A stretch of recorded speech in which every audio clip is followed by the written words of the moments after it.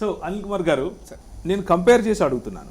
ఈ దేశంలో ఉన్నటువంటి సోకాల్డ్ ఎవరైతే రాజులుగా అలాగే దేవుళ్ళుగా చలామణి అవుతున్నారో వాళ్ళకి కూడా ఇలాంటి చరిత్ర ఉండే అవకాశం ఉంది కదా.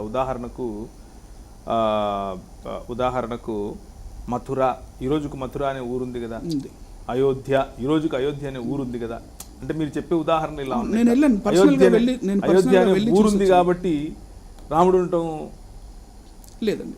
ఇప్పుడు మనం ఏంటంటే ఇది బైబిల్ గ్రంథం మన క్రైస్తవ వాంగ్మయం ప్రకారంగా ఆయా ప్రదేశాలు ఉన్నాయా, అప్పట్లో పొలిటికల్ సిచ్యువేషన్ ఎలా ఉంది, మళ్ళీ అప్పట్లో న్యూమిస్మాటిక్స్ అంటే కాయిన్స్ ఉన్నాయా, లేకపోతే అక్కడ ఉన్న పురావస్తు ఆధారాలు మ్యాచ్ అవుతున్నాయా అనేవి మనం మ్యాచింగ్ చేసుకోవడమే కాకుండా ఆ కాలంలో ఉన్న ప్రజలు, ఆ కాలంలో ఉన్న రాజులు ఎవరైతే వాళ్ళ ఇప్పుడు పొంతు పిలాత్ ఉన్నాడు, పాంటిస్ పిలాత్ది అంటే పొంతు పిలాత్ది మనకి శిలాశాసనం స్టోన్ దొరుకుతుంది అంటే పొంతు పిలాతు ఉన్నాడనే కదా.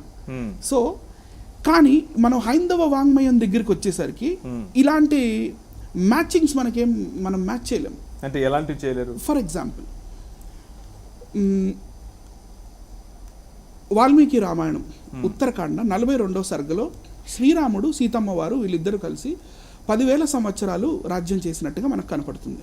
10,000 సంవత్సరాలు తర్వాత ఇదే వాల్మీకి రామాయణం ఉత్తరాఖండ 103వ సర్గలో మనకి సీతమ్మ వారు మరి నాగలోకానికి వెళ్ళిపోయిన తర్వాత భూమిలోకి ఈ భరతుడు, లక్ష్మణుడు వీళ్ళ పిల్లల్ని వీళ్ళందరూ సెటిల్ చేసేస్తారు, వాళ్ళకి చిన్న చిన్న రాజ్యాలు ఇచ్చేస్తారు. అప్పుడు అన్నదమ్ములు అయిన రాముడు, లక్ష్మణుడు, భరతుడు ఈ ముగ్గురు పరిపాలన చేసిన కాలం ఇంకొక 10,000 సంవత్సరాలు. ఇప్పుడు టోటల్ ఎన్ని వేల సంవత్సరాలు అయింది సార్? 20,000 సంవత్సరాలు. మనం నేటికి 20,000 సంవత్సరాలు కాదు కదా, కేవలం 2,000 సంవత్సరాలు వెనక్కి వెళ్ళినా కూడా మనకి ఇప్పుడు నేను చెప్పబోయి కొన్ని దొరకవు. అవి ఏం చెప్తున్నానంటే, మన వాల్మీకి రామాయణం ప్రకారం చూసుకుంటే వాళ్ళు పట్టు చీరలు కట్టుకున్నట్టుగా మనకు కనపడుతుంది. సీతమ్మ వారు రిచ్, చాలా రిచ్ అండి. ఎంత రిచ్ అంటే దేవుడు అంటే రిచ్ గా ఉండాలి అన్నాడు కదా. శ్రీరాముడు వనవాసానికి వెళ్ళే ముందు మరి కౌసల్యాదేవి అంతఃపురానికి వెళ్తాడు. వెళ్ళినప్పుడు అక్కడ కౌసల్యాదేవి విష్ణు పూజ చేసుకుంటూ మరి అక్కడ తెల్లని పట్టు చీర ధరించి ఉంది అని ఉంది. తర్వాత సీతమ్మ వారు అంటే రావణుడు సీతమ్మ వారిని ఎత్తుకెళ్లే ఆ సీన్ లో మనకి సీతమ్మ వారు ఎల్లో కలర్ పట్టు చీర కట్టుకొని ఉన్నట్టుగా మనకు కనపడుతుంది. మన ప్రపంచంలోనే పట్టు వ్యవస్థ ఎప్పుడు వచ్చింది, పట్టు పురుగుల వ్యవస్థ ఎప్పుడు వచ్చింది అనేది మనం చూడాలి హిస్టారిసిటీ కోసం. ఎందుకంటే వాళ్ళు కట్టుకున్నట్టు రాసింది కదా.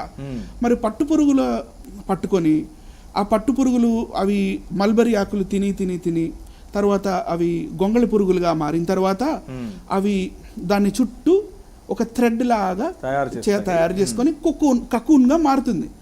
ఆ కకూన్ని వీళ్ళు ఫార్మర్స్ ఏం చేస్తారంటే తీసి వేడివేడి నీళ్ళల్లో ఉడకబెట్టి ఆ స్ట్రాండ్స్ అంటే దారాలు తీస్తారు.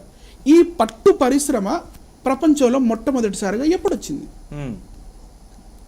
క్రీస్తు పూర్వం 2,600 సంవత్సరాల కన్నా ముందు పట్టు పరిశ్రమ అనేది లేదు. అది చైనాలో ఉండేది పట్టు పరిశ్రమ. సింధు నది నాగరికత కాలంలో అంటే మెచ్యూర్ స్టేజ్లో ఉన్నప్పుడు 2,400 BC కాలంలో అప్పుడు మొట్టమొదటిసారి భారతదేశంలోకి వచ్చింది BC. మరి 20,000 సంవత్సరాలు పరిపాలించారు కదా. అంటే ఇంకా మళ్ళీ త్రేతాయుగం అంటే లక్షల సంవత్సరాల క్రితం కదా. అన్ని లక్షల సంవత్సరాల క్రితం మరి పట్టు పరిశ్రమ లేదు కదా. Point number 1. పాయింట్ నెంబర్ 2 ఏంటంటే మరి మనకి రామాయణంలోనే బుద్ధుడు కనపడటం. మనకి రామాయణం అయోధ్యకాండలో మనకి బుద్ధుడు కనపడతాడు. యదాహి చోరహ స తదాహి బుద్ధుడు చోరుని వంటి వాడు అని చెప్పి మరి జాబాల మహర్షిని శ్రీరాముడు తిడుతున్నట్టుగా కనపడుతుంది. మరి బుద్ధుడు కేవలం 5వ శతాబ్దానికి చెందినవాడు కదా, 5వ శతాబ్దం BC కదా. అలాగే ఇంకా చాలా ఉన్నాయి, చాలా పరిశ్రమలు. మళ్ళీ ఇందాక మీరు మాట్లాడుతున్నట్టుగా మరి ఒక భూతం వచ్చింది. ఆ భూతం ఇది పుత్రకామిష్టి యాగం చేస్తున్నప్పుడు బాలకాండలో మంటల్లో నుంచి ఒక భూతం వస్తుంది. అది ఎర్రని జూలు కలిగి సింహం వలె ఉంటుంది. వర్ణన కూడా ఉందా? వర్ణన అవన్నీ ఉన్నాయి సార్, ఉన్నాయి. అది దాని కళ్ళు ఎర్రగా ఉన్నాయి, అది చూడటానికి చాలా భూతమా గంభీరంగా. పిశాచమా? భూతము అనే ఉంది సార్, ఓకే, భూతం అనే రాసింది. కానీ ఆ చేతిలో ఒక క్యాన్ పట్టుకున్నట్టుగా కూడా ఉంది. ఓ, అది తర్వాత మళ్ళీ వచ్చి దశరథుడికి నమస్కారం పెట్టి ఇది దేవతలు అన్నముతో వండిన పాయసము అని చెప్పి ఇస్తుంది. అన్నంతో అంటే బియ్యమా? బియ్యం, రైస్. అరే, సో రైస్ ఎప్పుడు వచ్చింది భారతదేశంలో, అది కూడా చూడాలిగా మనం. సింధు నది నాగరికత వాళ్ళు రైస్ తిన్నారా? తినలేదు. వాళ్ళు లేటర్ పీరియడ్ అంటే ఎర్లీ, మెచ్యూర్ అండ్ లేట్, 3 విధాలుగా సింధు నది నాగరికతను మనం విభజించుకోవచ్చు. మొట్టమొదటి ఇది ఏదైతే మన అర్లియర్ ఉందో, early Indus valley civilisation, Sindhu నది పరివాహక ప్రాంతాల్లో జీవిస్తున్న వారు, వాళ్ళకి రైస్ అంటే ఏంటో తెలియదు. సరే, మెచ్యూర్ పీరియడ్ వాళ్ళకి తెలుసా? వాళ్ళకి తెలియదు. లేటర్ పీరియడ్లో సిల్క్ రూట్ నుంచి, అంటే చైనా టు ఇండియా, ఈ సిల్క్ రూట్ వరల్డ్ మొత్తాన్ని కనెక్ట్ చేసేది ఉంటుందో, సిల్క్ రూట్ నుంచి ఇండియాకి రైస్ ఫార్మింగ్ ఎలా చేయాలని టెక్నాలజీ వచ్చింది. అది ఎప్పుడు వచ్చింది? అది later period, later Indus valley civilisation. మరి 20,000 సంవత్సరాలు మరి పరిపాలించారుగా. మరి 20,000 సంవత్సరాలకి వెళ్ళినప్పుడు మనకి ఎక్కడ మ్యాచ్ అవ్వట్లేదు. We are not getting matched anywhere. మరి సరే, ఇప్పుడు సో మొత్తానికి అశ్వమేధ యాగం జరిగింది, అందులో భూతం దయ్యం వచ్చి ఏదో పాయసం ఇచ్చింది అంటారు మీరు కూడా. ఒకవేళ ఇచ్చినట్టయితే మరి అన్నము, ఇప్పుడు సింధు నది నాగరికత వాళ్ళకే రైస్ అంటే ఏంటో తెలియదు. మరి వీడు ఎస్పెషలీ దేవతలు వండి వరి మరియు పాలతో వండిన పాయసము అని చెప్తుంది. ఈ పాయసం మళ్ళీ కౌశల్యాదేవి గారు ఏదైతే ఇందాక విష్ణు పూజ చేస్తున్నప్పుడు మరి శ్రీరాముల వారు వెళ్ళారని నేను చెప్పాను కదా, అక్కడ కూడా రైస్తో చేయబడిన పాయసం అక్కడ కూడా ఉంది ఆ రెఫరెన్స్. సో ఇవన్నీ మనం హిస్టారిసిటీ మ్యాచ్ చేసుకుంటున్నప్పుడు ఎక్కడా కుదరట్లేదు. మళ్ళీ ద గ్రేటెస్ట్ నాకు బ్లండర్ ఎక్కడ అనిపించిందంటే, సీతమ్మ వారిని వెతకడానికి రావణుడు తీసుకెళ్ళిపోయాడండి. ఎక్కడికి తీసుకెళ్ళాడో తెలియదు ఎవరికి, ఆ టైం కల్లా తెలియదు. సరే, శ్రీరాముడికి సుగ్రీవుడికి ఫ్రెండ్షిప్ అయింది. కిష్కింధకాండకి వెళ్ళిపోదాం ఇప్పుడు. కిష్కింధకాండలో సుగ్రీవుడు వానరులందరికీ ఏం చెప్తున్నాడంటే, మీరు ఉత్తర దిక్కునమునకు వెళ్ళి అచ్చట ఉన్న యవన, సఖ, కాంబోజ, గాంధార రాజ్యములలో, యవనులు అంటే గ్రీకులు కదా, ఇండో గ్రీక్స్ కదా, శకులు అంటే ఇక్కడున్న Indo Scythians. Flavius Josephus the antiquities of Jews అనే పుస్తకంలో 6వ అధ్యాయంలో మనకి ఈ సిదియన్స్ అంటే ఎవరు క్లియర్ గా చెప్పాడు. అవును, సైతీయులు అని అంటారు, మాగోగైట్స్. అవును, ఈ మాగోగులే సిదియన్స్, అంటే they are partially Russians. So ఈ రిలేషన్ పార్ట్ కు సంబంధించిన వాళ్ళు. సో ఈ సిదియన్స్ ఇండస్ దగ్గరకు వచ్చినప్పుడు ఇండోసిదియన్స్ అయ్యారు. వాళ్ళనే సకులు అంటాం. ఏ సకులతోటి మన గౌతమిపుత్ర శాతకర్ణి యుద్ధం చేయలేదా? మరి యవనులతో గౌతమిపుత్ర శాతకర్ణి యుద్ధం చేయలేదా? యవనులు అంటే ఇండో గ్రీక్స్ తోటి. అలాగే పుష్యమిత్ర శుంగుడు ఎన్నిసార్లు అశ్వమేధ యాగం చేసిన ఊరుకూరికి యవనులు పట్టుకునే వాళ్ళు కాదా? వాళ్ళకి వీళ్ళకి ఫైటింగ్స్ కాలేదా? సో ఇవన్నీ ఏంటంటే జస్ట్ ఒక 2100 years క్రితం ఉన్న ఆ ప్రజలు కనపడుతున్నారు మనకి.